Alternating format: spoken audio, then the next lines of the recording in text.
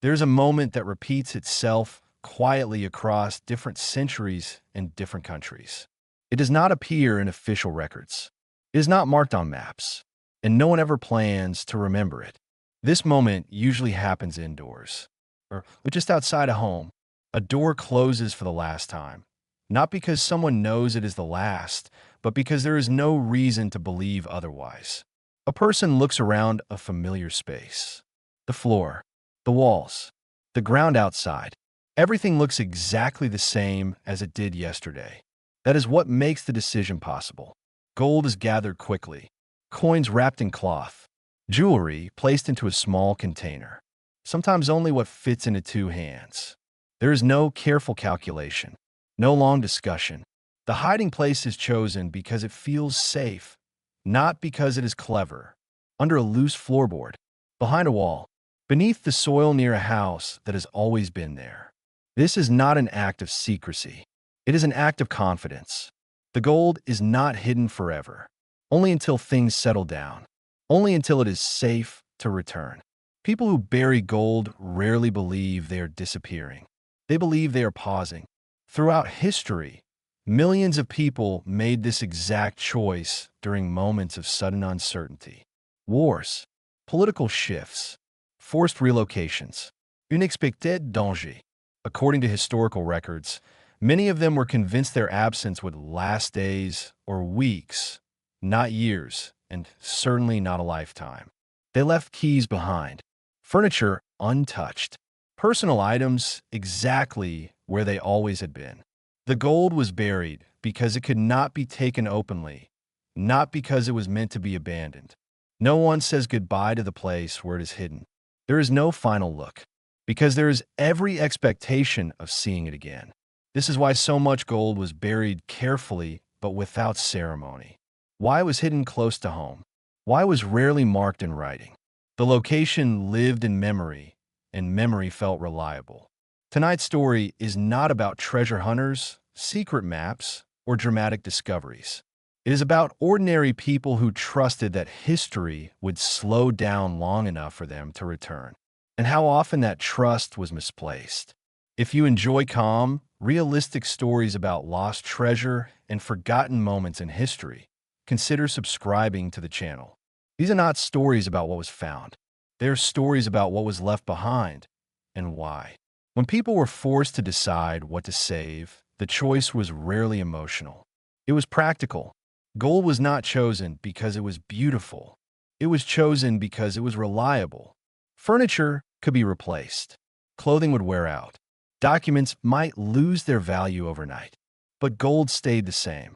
Across different cultures and time periods, gold served one quiet purpose. It carried value without explanation.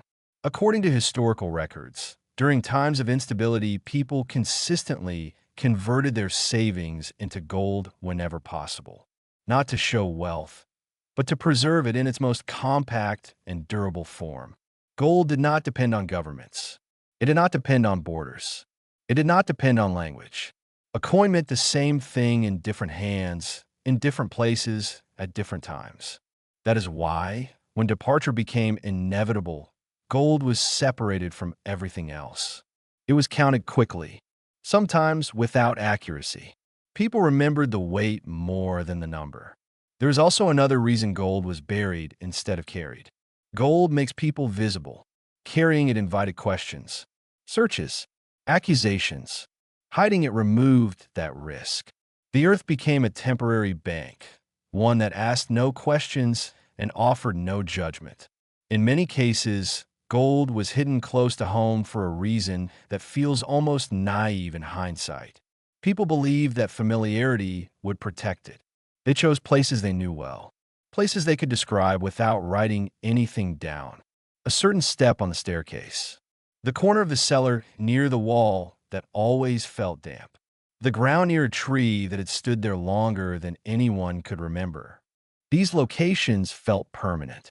What people did not fully understand was how quickly permanence could disappear. Houses burn, fields are reshaped, trees are cut down, and when people do not return, no one is left who remembers the exact way a place once looked. Gold survives that process easily. Memory does not. That is why so much gold remains hidden today. Not because it was hidden too well, but because the knowledge of where it rested never survived the people who buried it. The decision to hide gold was logical, careful, and, at the time, entirely reasonable. The tragedy is not that the gold was buried. The tragedy is that the people who expected to retrieve it never had the chance. The decision to leave was rarely made calmly. For most people, departure arrived suddenly, as an interruption rather than a plan. According to contemporary accounts, many families received no clear explanation, only instructions. Sometimes written, sometimes shouted, sometimes delivered by strangers who would not answer questions. There was no time to debate options, no time to argue about what should be taken. The future narrowed to a single task, leaving. In those hours, people behaved in ways that only made sense inside the pressure of the moment. They packed what could be carried. They locked doors that might never be unlocked again. They hid what could not be taken openly. Gold was almost always buried during these final hours. Not days earlier, not weeks before. It was hidden when the sound of movement already filled the air. Carts, trains, boots, engines. The act itself was quick and unceremonious. A floorboard lifted, a hole dug just deep enough, a container placed without care for comfort or symmetry. There was no sense of finality. People expected to be gone briefly. Many believed they would return within weeks, once authorities changed their minds or fighting moved elsewhere. This belief shaped everything. Keys were left with neighbors. Furniture remained untouched. Animals were fed before departure. People did not act like they were disappearing. They acted like they were stepping aside. According to historical records, some families even kept mental notes of where they hid their gold, assuming they would soon describe the location to their children or retrieve it themselves. They saw no need to write anything down. Writing would suggest permanence, and permanence was unthinkable. What no one could predict was how quickly temporary absences became permanent erasures. Trains did not come back. Borders closed. Homes were reassigned. By the time return became possible, if it ever did, the world no longer recognized the people who had left. The gold remained exactly where it was placed, waiting for instructions that would never arrive. In the early 20th century, in a small rural region of Eastern Europe, there stood a house that had never belonged to anyone else. The family living there had occupied the land for generations. Their name appeared in local records going back decades. The house itself was modest but solid, built slowly, improved over time, and never meant to be temporary. When conflict reached the area, it arrived unevenly, not with a clear front line, but with uncertainty. According to regional historical records, families were told to prepare for relocation with very little notice. Some received written orders. Others were warned verbally by officials or soldiers passing through. The family left before sunrise. Neighbors later recalled that the house looked untouched. Curtains still hung in the windows. Tools remained where they had been left the previous evening. There were no signs of panic, only speed. What drew attention later was the sound heard during the night. Quiet digging, brief, deliberate. No one asked questions at the time. Everyone was preparing their own departure. The family never returned. The house stood empty for several years. Eventually, it was entered by others, then partially dismantled. Later, it collapsed. Ownership of the land changed multiple times. None of the documents mentioned valuables or personal property left behind. And yet, for decades, local residents spoke carefully of something hidden near the foundation. Not because anyone had seen it, but because the family had left too completely. According to contemporary accounts collected much later, people believed the gold had been buried close to the house. Not far enough to require a map, but not visible enough to be discovered accidentally. Several informal searches took place over the years. Nothing was found. The land no longer resembled what it had been when the family left. The tree mentioned in older stories had been cut down. The walls no longer stood where they once had. What remained was not evidence, but absence. The house outlived the people who built it, and the gold, if it was ever there, outlived both. Large-scale displacement creates a specific kind of loss. Not dramatic, not sudden, administrative. During the mass relocations of the mid-20th century, millions of people were moved with paperwork that assumed return was possible. Forms were stamped. Temporary addresses were issued. Property was listed as vacated, not abandoned. According to archival documents from multiple regions, families were often encouraged to leave valuables behind, with the understanding that property rights would be restored later. Gold was hidden under that assumption. Coins were placed beneath floorboards. Jewelry was sealed inside walls. Small caches were buried in cellars and gardens. The logic was consistent. Returning for gold would be easier than carrying it through inspections and borders. But as months turned into years, temporary became undefined. Borders hardened. New governments formed. Old registries were replaced. Names were altered, misspelled, or removed entirely. When property records were rewritten, they reflected the new reality, not the old intentions. Houses were reassigned.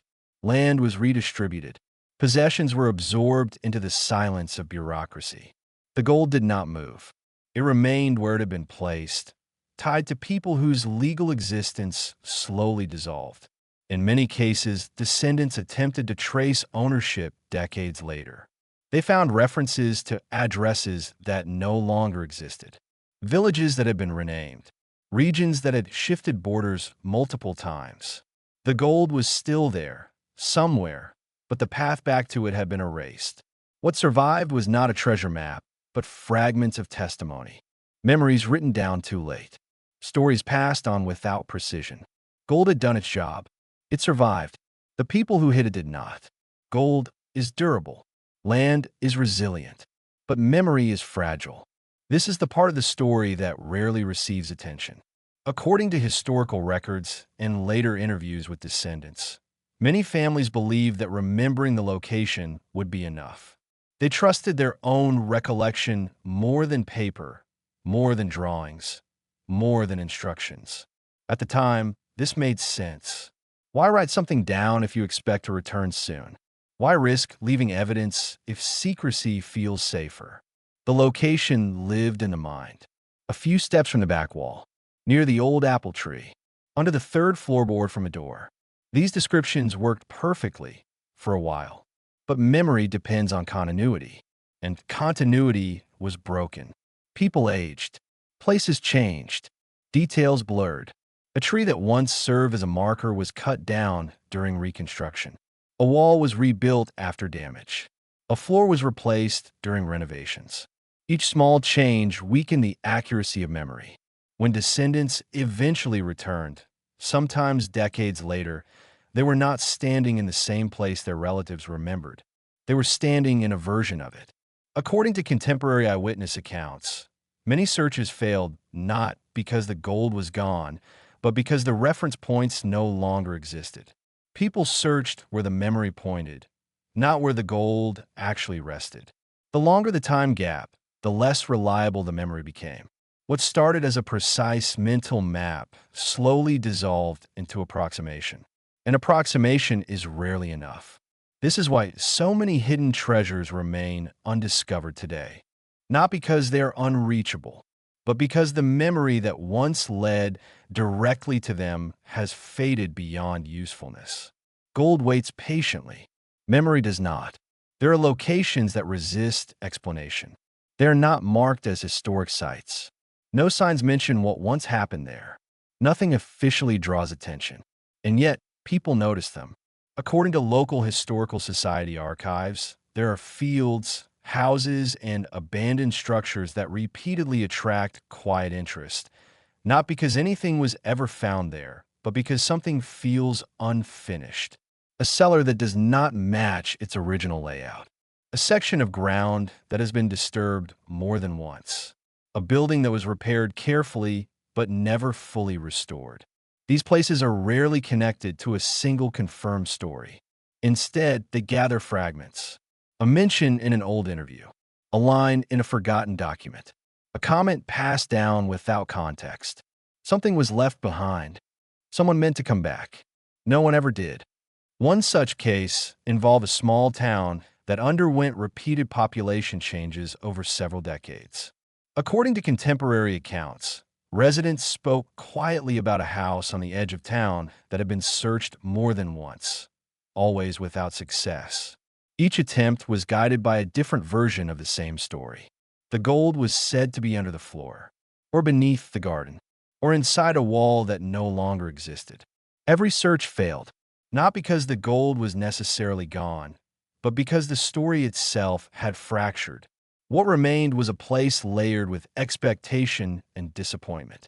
People stopped searching eventually, but the feeling did not disappear. These locations do not feel empty.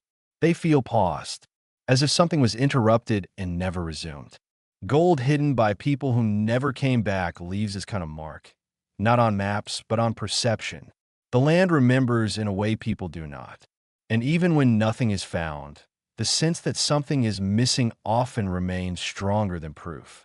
Not everyone who searched for hidden gold did so with excitement or ambition. Many searches began quietly, almost reluctantly. According to contemporary eyewitness accounts, a large number of attempts were initiated by people who did not consider themselves treasure seekers at all. They were descendants, neighbors, or new occupants of old properties who had inherited unanswered questions. Sometimes a story surfaced during a family conversation. Sometimes a name appeared in an old document. Sometimes a passing remark stayed in someone's mind longer than expected. The search itself was usually modest. A few measurements taken in a cellar. A section of floor lifted carefully. A patch of ground examined without enthusiasm. There were no crowds. No announcements. People searched because it felt necessary, not because it promised reward. Many stopped quickly, not because they found nothing, but because the search itself felt intrusive. According to several recorded testimonies, some people abandoned their efforts after realizing that the gold, if found, would represent a life interrupted, not a gain. Others continued, driven by a different need. They wanted confirmation. Not of wealth, but of truth. Did someone really hide something here? Or had the story changed too much over time? Most searches ended without answers. The ground offered no explanation. Walls stayed silent. Floors revealed nothing. But even failed searches altered the way people viewed a place. A house no longer felt neutral. A field no longer felt ordinary. The absence of discovery did not erase the story. It reinforced it. Gold hidden by people who never came back does not always reveal itself, but it leaves behind a quiet insistence that something once mattered enough to be hidden. Gold is only valuable when it belongs to someone. This idea is easy to overlook. When gold is hidden with the intention of return, it represents security, a future restored, a life resumed. But when return becomes impossible, gold begins to lose its original meaning. According to historical interpretations found in post-war records, unclaimed valuables often shifted from being personal property to being historical residue, objects without context. A coin without a story is just metal. A cash without an owner is just weight in the ground. In many cases, hidden gold was never officially registered as lost. It simply disappeared from accounting. It did not circulate. It did not contribute. It waited. Gold buried under these circumstances stops being treasure and becomes a marker of trust placed in time, a marker of belief that life would resume where it paused. The tragedy is not that the gold remains hidden. The tragedy is that it no longer serves the purpose it was buried for. It was never meant to be discovered by strangers. It was meant to be recovered by those who hid it. When that does not happen, the gold becomes disconnected from intention. It exists, but without direction. In this way, lost gold becomes less about value and more about absence. An absence of return, an absence of closure. And this absence often feels heavier than the gold itself. When the search stops, the place does not return to normal. According to local accounts and later observations, locations associated with hidden gold often retain a subtle change in how they are perceived, even when nothing is ever found. A house becomes the old house. A field gains a story. A cellar is remembered for something that may not even be there anymore. These places carry an unfinished quality, not because of mystery, but because of interruption. Someone once believed this exact spot would matter again. That belief shaped a decision, and that decision was never completed. Over time, official history moves on. Records are closed. Properties are reassigned. New lives fill old spaces. But the original intention is never recorded. History documents what happened. It rarely documents what was planned. And so the land absorbs that intention quietly. The gold, if it still exists, remains untouched. Not guarded, not claimed, just present. It does not call attention to itself. It does not demand discovery. It waits without expectation, because expectation belonged to the people who buried it. When they disappeared, expectation disappeared with them. What remains is a place slightly out of balance with its own story, complete in structure, incomplete in meaning. This is the quiet aftermath of gold hidden by people who never came back. Gold hidden by people who never came back is not rare. It exists quietly beneath ordinary ground, inside ordinary buildings, in places that no longer look important to anyone. What makes these stories lasting is not the value of what was hidden, but the certainty with which it was hidden. Every cache of gold like this carries the same silent assumption. This is not the end. The people who buried it believed in continuity, in return, in familiarity waiting for them exactly as they left it. History rarely honored that belief. Borders hardened. Homes changed hands. Lives took paths that could not be retraced. The gold stayed where it was placed, not lost, not stolen, simply waiting for people who no longer existed in the world that followed. These stories are not warnings, and they're not mysteries meant to be solved. They are reminders of how often human plans rely on time behaving gently. Sometimes it does. Often it does not. If the gold is ever found, it will not restore what was interrupted. It will only confirm that someone once believed they would return. And perhaps that belief matters more than the gold itself. If you appreciate calm, realistic stories about lost treasure and forgotten moments in history, consider subscribing to the channel. New stories are released regularly, each one exploring a different way the past left something behind. And before you go, consider this question. If you had to leave suddenly, would you hide something for your return, or accept that some things are meant to stay where they are?